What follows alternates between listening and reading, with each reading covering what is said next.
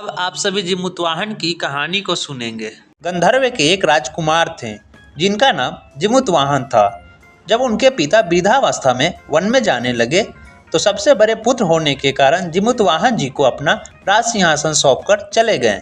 जिमुतवाहन जी काफी परोपकारी एवं दयालु व्यक्तित्व वाले व्यक्ति थे, मगर उनका मन राजपाट में नहीं लगा, तो वे राजपाट अपने भाइयों को देकर वन में अपने पिता की सेवा करने के लिए चले गए और वे वन में ही अपना जीवन यापन करने लगे। वन में ही रहते रहते जिमुतवाहन जी की शादी एक राजकन्या से हो गई।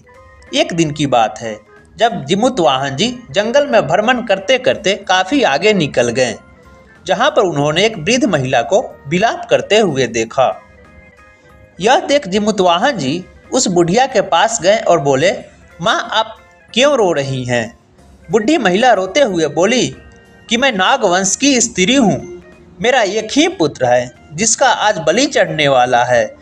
जिमुतवाहन जी के आग्रह करने पर वृद्ध महिला आगे बोली, पक्षी राज गरुड़ और जो नागराज के राजा हैं उनके बीच यह समझौता हुआ है कि हम में से एक नाग को प्रत्येक दिन लाल कपड़े में बांधकर बारी बारी से वधशिला पर रख दिया जाएगा, जिसे गरुड़ देव भक्षण करने के लिए लेकर चले जाते हैं, क्योंकि इस समझौते से पहले आए दिन पक्षी राज गरुड़ नागवंश पे हमला कर देते, कितने नागों को मार देते, कुछ को खाते और कुछ को यूं छोड़कर चले जाते। उनके दहशत से पूरा नागवंश डरा रहता था।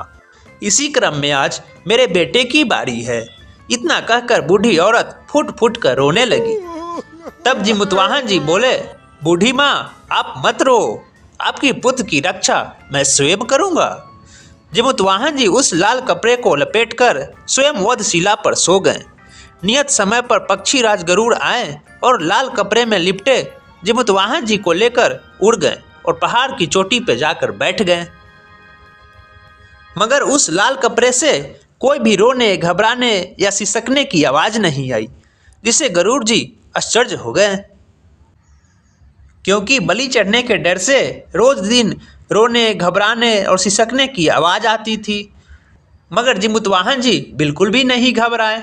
यह सब देखकर पक्षीराज गरुड़ पूछे, तुम कौन हो, अपना परिचय दो।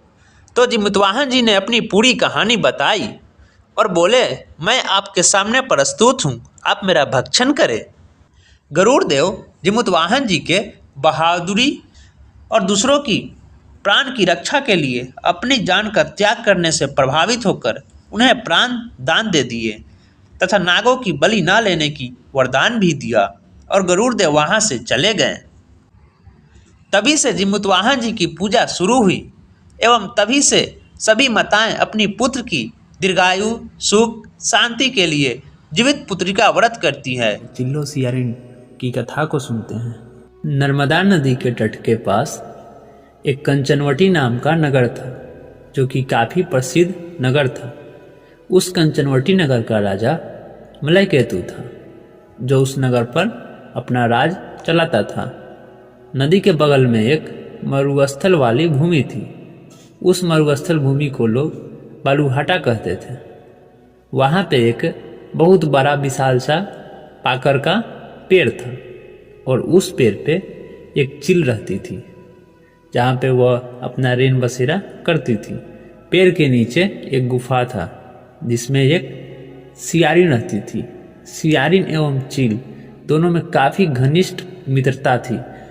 दोनों एक दूसरे को बहन कहते थे। चील एवं सियारिन ने एक दिन स्त्रियों को नदी के तट पे व्रत करते देखा। तब सियारिन ने चील से बोली, बहन जाओ और जाकर पता करो कि ये स्त्रियाँ कौन सा व्रत कर रही हैं। चील गई और पता की, उनसे पूछी स्त्रिया से कि आप कौन सा व्रत कर रहे हो। स्त्रिया बोली, हम लोग जिमुतवाहन भगवान का पूजा कर रहे हैं। इस जितिया व्रत करने से पुत्र की प्राप्ति होती है। यह सुनकर चील ने आकर सब बात सियारिन से बताई, तो उन दोनों ने मिलकर संकल्प लिया कि हम लोग भी इस व्रत को करेंगे। दोनों ने जिमुतवाहन की पूजा सच्चे मन एवं श्रद्धा से की एवं निर्जल व्रत रखा। जिस दिन सियारिन एवं चील ने इस व्रत को रखा था, उस दिन उस नगर के बहुत बड़े व्यापारी की मृत्यु हो गई। थी। उस व्यापारी का दाह संस्कार उसी मरुस्थल वाले भूमि पे किया गया था जहाँ पे चील एवं सियारिन रहते थे। धीरे धीरे समय गुजरते जा रहा था, रात पास आती जा रही थी और उस सियारिन का भूख भी तेज हो रही थी। जब वो सियारिन मुर्दा देखी तो वो अपने आप को रोक नहीं सकी और उसने उस मुर्दा को खा लिया, जिसके कारण उस सियारिन का व्रत टूट गया। मगर दूसरी तरफ चील ने अपने आप पे नियंत्रण रखा एवं दूसरे दिन विधि विधान से व्रत का पारण किया।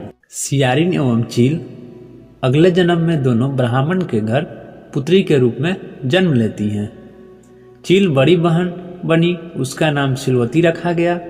सिलवती की शादी बुद्धिसेन के साथ हुई। सियारिन छोटी बहन के रूप में जन्म ली तथा उसका नाम कपूरावती रखा गया। उसकी शादी नगर के राजा मलयकेतु से हुई। अब कपूरावती कंचनवटी नगर की रानी कहलाने लगी थी।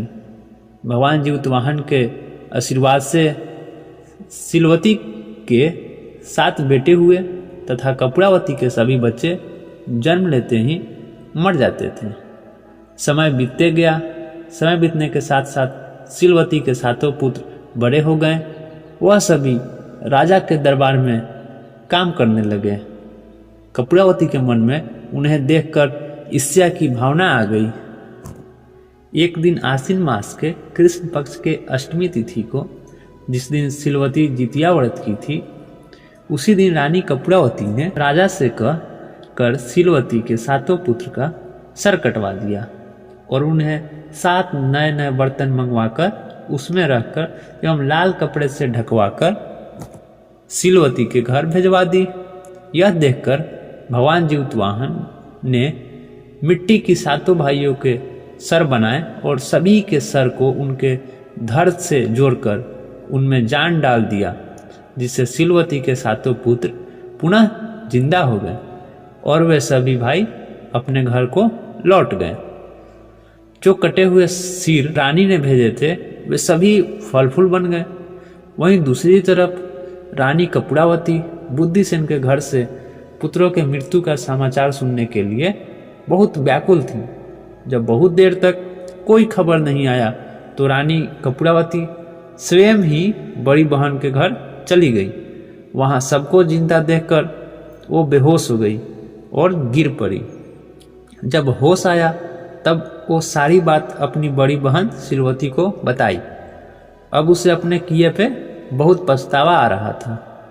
भगवान जीवतवाहन की कृपा से सिलवती को पूर्व जन्म की बातें याद आ गई। वह कपूरावती को लेकर उसी पाकर के पेड़ के पास गई और उसे सारी बातें बताई। सभी बात सुनकर कपूरावती फिर से बेहोश हो गई और उसकी मृत्यु वहाँ पे हो गई। जब राजा को इसकी खबर मिली तो उन्होंने उसी जगह पर जाकर पाकर के पेड़ के नीचे कपूरावती का दाह संस्कार कर दिया। कथा यह यहाँ पे समाप्त हुआ। इस तरह जो स्त्रियां विधि विधान से जितिया व्रत करती हैं उनको पुत्र प्राप्ति होता है एवं उनका संतान दीर्घ आयु होता है।